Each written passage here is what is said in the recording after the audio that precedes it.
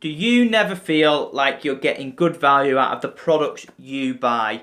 In the UK in particular, there's a lot of laws, rules and regulations that vendors must adhere to if they are selling products to you, whether online or face-to-face in a retail shop, or even providing a service in a restaurant.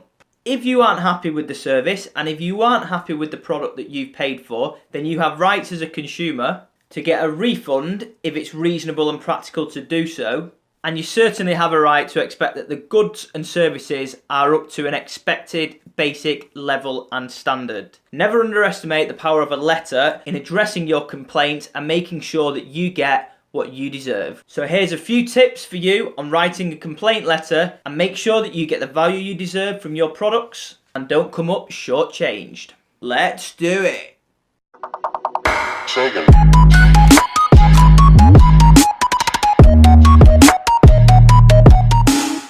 The first thing really to say about this is that consider the amount of time and effort it's going to take for you to write the letter and how much you're hoping to get back. Having said that, I always think with these things, if you've got a complaint to make, writing it down and putting it in a letter with a wet signature is one of the best ways that you can get the results and outcomes that you want. So let's get on with the kind of structure and format that you need to follow in order to get the results that you need if you're sending a letter and complaint and want something back from the supplier, service or vendor that has provided you with one of those goods.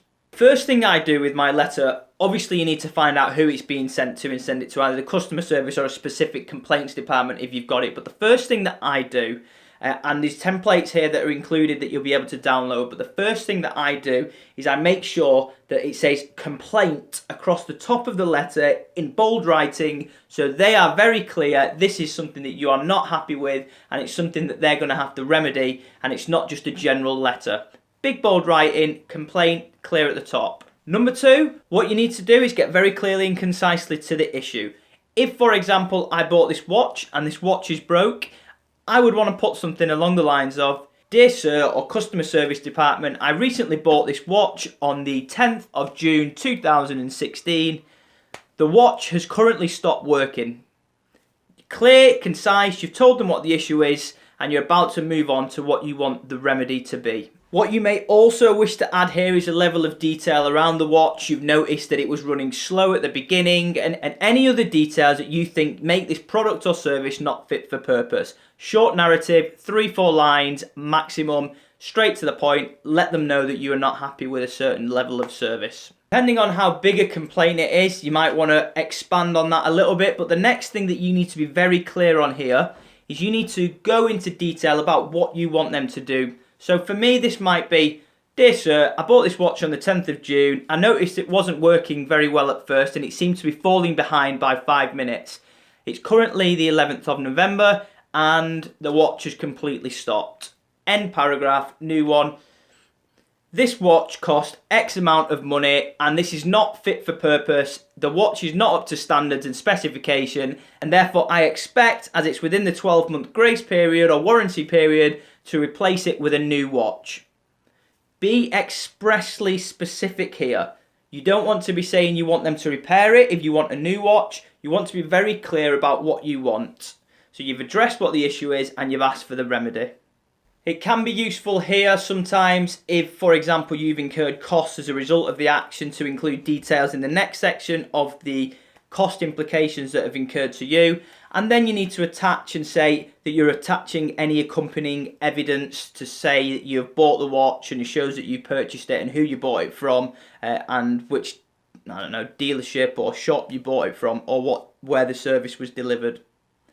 Once you've done that, it's quite simple. What you need to do is give them a timescale. If you don't, they will probably take forever to get back to you. You might want to give them a week, 10 days or 2 weeks from the date of the letter, and then you know at that point specifically if you haven't heard back from them you can follow up because they've not replied to you and could quite possibly be trying to palm you off. A couple of other things that I find are quite useful within these letters: express some emotion. So it can be quite good to say that you're disappointed with the service, it's not the level of service you expect, it's not the level of quality of products, and if you want to put some emotions to play with the heartstrings a little bit, that always goes down well.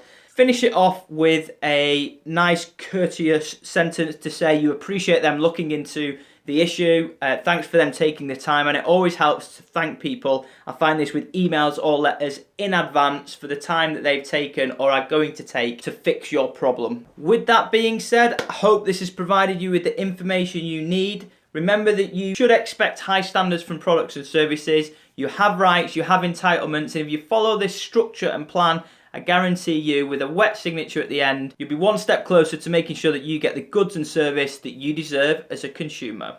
If you're interested in more hints, tips and tricks on information and techniques on how to get off parking tickets or how to improve your overall fitness, health and well-being, make sure that you subscribe, give this channel a thumbs up, give this video a thumbs up, like, comment. I'd love to hear your thoughts going forward on what issues you've had dealing with complaints, how you've resolved them, and comment down below for other people that are coming to have a look.